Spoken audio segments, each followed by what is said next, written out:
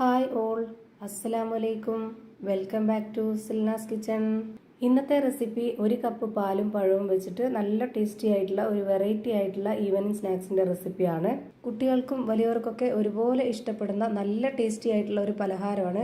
നമ്മുടെ വീട്ടിലേക്ക് പെട്ടെന്നൊരു ഗസ്റ്റ് ഒക്കെ വരികയാണെന്നുണ്ടെങ്കിൽ എളുപ്പം തയ്യാറാക്കി എടുക്കാൻ പറ്റുന്ന ഭയങ്കര സിമ്പിൾ ആയിട്ടുള്ള ഒരു അടിപൊളി പലഹാരമാണ്. അപ്പൊ ഇതെങ്ങനെയാണ് തയ്യാറാക്കുന്നതെന്ന് നോക്കാം. റെസിപ്പിയിലോട്ട് കടക്കുന്നതിന് മുമ്പായി സിൽനാസ് കിച്ചൺ ചാനൽ ആദ്യമായിട്ട് കാണുന്നവരാണെങ്കിൽ പ്ലീസ് ഒന്ന് സബ്സ്ക്രൈബ് ചെയ്തേക്കണേ. ഒപ്പം തന്നെ ഈ വീഡിയോസ് നിങ്ങൾക്ക് ഇഷ്ടപ്പെടുകയാണെങ്കിൽ ഒരു ലൈക്ക് ചെയ്ത് ഷെയർ ചെയ്ത് സപ്പോർട്ട് ചെയ്യാനും മറക്കരുത്.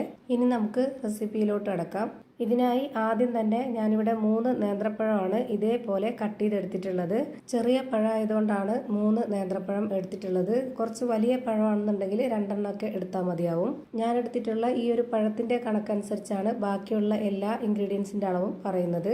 നിങ്ങൾ എത്രയാണോ പഴം എടുക്കുന്നത് അപ്പൊ അതിനനുസരിച്ച് ബാക്കിയുള്ള ഇൻഗ്രീഡിയൻസിന്റെ അളവും കൂട്ടിയും കുറച്ചൊക്കെ എടുക്കേണ്ടതാണ്. ഇനി ഞാനൊരു ബൗളിലേക്ക് 3 കോഴിമുട്ട പൊട്ടിച്ചൊഴിച്ചു കൊടുത്തിട്ടുണ്ട്. ഇതിലേക്ക് 60 ml കപ്പിന്റെ അളവിൽ 1/4 കപ്പ് പാൽപ്പൊടിയാണ് ഇട്ട് കൊടുക്കുന്നത്. 1 കപ്പോളം പാൽപ്പൊടി ഉണ്ടെങ്കിൽ ഇട്ട് കൊടുക്കാവുന്നതാണ്. ഇനി ഇതേ കപ്പ് അളവിൽ തന്നെ 1 കപ്പ് നിറയെ പഞ്ചസാര ഇട്ട് കൊടുക്കുന്നുണ്ട്. മധുരമൊക്കെ ഓരോരുത്തരുടെ ഇഷ്ടത്തിനനുസരിച്ച് കൂട്ടിയും കുറച്ചൊക്കെ ഇട്ട് കൊടുക്കാവുന്നതാണ്. ഇനി ഈ ഒരു മധുരത്തിനൊന്ന് ബാലൻസ് ചെയ്യാനായിട്ട് ഒരു നുള്ള് ഉപ്പും കൂടെ ഇട്ട് കൊടുക്കാം. ഇനി ഈ ഒരു പലഹാരത്തിന് നല്ലൊരു മണത്തിന് വേണ്ടിയിട്ട് ഒരു 2 ഏലക്കയും കൂടെ ഇട്ട് കൊടുക്കാം. ഇനി ഇത് മിക്സിയുടെ ജാറിൽ അടിച്ചെടുക്കാൻ നോക്കരുത്. ഇതുപോലൊരു വിസ്ക് വെച്ചിട്ട് നന്നായിട്ടൊന്ന് ബീറ്റ് ചെയ്തിട്ടെടുക്കാം. മിക്സിയുടെ ജാറിൽ നന്നായിട്ട് അടിച്ചെടുക്കുകയാണെന്നുണ്ടെങ്കിൽ നമുക്ക് കറക്റ്റ് പരുവത്തിന് കിട്ടത്തില്ല. അതുകൊണ്ടാണ് ഇതുപോലെ വിസ്ക് വെച്ചിട്ട് ബീറ്റ് ചെയ്തെടുക്കാൻ പറഞ്ഞത്. ഇതേപോലെ നന്നായിട്ട് അടിച്ചെടുത്തിട്ടുണ്ട്. ഇനി ഇതൊന്ന് മാറ്റി വെച്ചേക്കാം. അടുത്തതായിട്ട് ഒരു കാര്യം കൂടി ചെയ്യാനുണ്ട്. അതിനുവേണ്ടി ഞാനിവിടെ ഒരു മിക്സിയുടെ ജാർ എടുത്തിട്ടുണ്ട്. ഇതിലേക്ക് 250 ml കപ്പിന്റെ അളവിൽ 1 കപ്പ് നിറയെ പാലൊഴിച്ചു കൊടുക്കാം.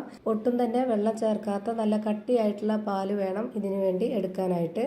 ഇനി നിങ്ങൾക്ക് പശുമ്പാല് വേണ്ട, തേങ്ങാപ്പാൽ മതി എന്നുണ്ടെങ്കിൽ അതും നല്ല കട്ടിയായിട്ട് എടുക്കുക. എന്നാലും നല്ല ടേസ്റ്റ് ആണ്. നിങ്ങൾക്ക് അങ്ങനെ തേങ്ങാപ്പാലിൽ ചെയ്തിട്ടെടുക്കണമെന്നുണ്ടെങ്കിൽ അങ്ങനെ ചെയ്യാം. ഇതിലേക്ക് ഞാനിപ്പോൾ കട്ട് ചെയ്ത് വെച്ചിട്ടുള്ള ആ ഒരു പഴം മുഴുവനായിട്ടും ഇട്ട് കൊടുത്തിട്ടുണ്ട്. ഇനി ഇത് നന്നായിട്ടൊന്ന് അരച്ചെടുക്കാം. ഇത് നമ്മൾ പഴം ഇട്ട് കൊടുത്തതിന്റെ കൂടുതൽ പാലൊഴിച്ചു കൊടുത്തത് കൊണ്ട് തന്നെ നന്നായിട്ട് അരഞ്ഞു കിട്ടുമൊന്നുമില്ല. ഇതേപോലെ തന്നെയാണ് വേണ്ടത്. അതായത് പകുതി പഴം നല്ലപോലെ അരയും വേണം, കുറച്ച് പഴം കടിക്കാനായിട്ട് കിട്ടുകയും വേണം. ആ ഒരു പരുവത്തിൽ കിട്ടാനായിട്ടാണ് ഇതുപോലെ നമ്മൾ തോനെ പാലൊഴിച്ചിട്ട് പഴം ഇട്ട് കൊടുത്ത് അരച്ചെടുക്കുന്നത്. ഇനി ഇതിലേക്ക് ഇട്ട് കൊടുക്കേണ്ടത് ചിരകിയ തേങ്ങയാണ്. 60 ml കപ്പിന്റെ അളവിൽ 1 കപ്പ് നിറയെ ചിരകിയ തേങ്ങയും കൂടെ ഇട്ട് കൊടുത്തിട്ട് ഇതുപോലെ നന്നായിട്ട് ഒന്നുകൂടി ഇളക്കി യോജിപ്പിച്ചെടുക്കാം. ഇനി ഇതൊന്ന് കുക്ക് ചെയ്തിട്ട് എടുക്കാൻ വേണ്ടിയിട്ട് ഇവിടെ ഞാനൊരു പാൻ സ്റ്റൗവിലേക്ക് വെച്ചിട്ടുണ്ട്. ഫ്ലെയിം ഓണാക്കി കൊടുത്തിട്ടില്ല, ഇപ്പോൾ തന്നെ ഓണാക്കി കൊടുക്കണ്ട. ഇതിലേക്ക് കുറച്ച് നെയ്യ് ഒന്ന് ഒഴിച്ചു കൊടുക്കാം. എന്നിട്ട് ഇതുപോലെ ഈ ഒരു പാൻ മുഴുവനായിട്ടും ഒന്ന് സ്പ്രെഡാക്കി കൊടുക്കുന്നുണ്ട്. ഇതിന്റെ സൈഡ് ഭാഗത്തും മുഴുവനായിട്ടും നല്ല പോലെ ഒന്ന് സ്പ്രെഡാക്കുക. പാലും മുട്ടയും പഴമൊക്കെ ആയതുകൊണ്ട് തന്നെ ഇത് നല്ല പോലെ പൊങ്ങി വരും. അപ്പോൾ ഇതിന്റെ നെയ്യില്ലാത്ത ഭാഗമൊക്കെ ഒട്ടിപ്പിടിക്കാൻ സാധ്യതയുണ്ട് ഈ ഒരു പാനിൽ. അതുകൊണ്ടാണ് എല്ലാ ഭാഗത്തേക്കും നന്നായിട്ട് സ്പ്രെഡാക്കി കൊടുക്കാൻ പറഞ്ഞത്. ഇനി ഞാൻ ഇതിലേക്ക് മുഴുവനായിട്ടും ഒഴിച്ചു കൊടുക്കുന്നുണ്ട്.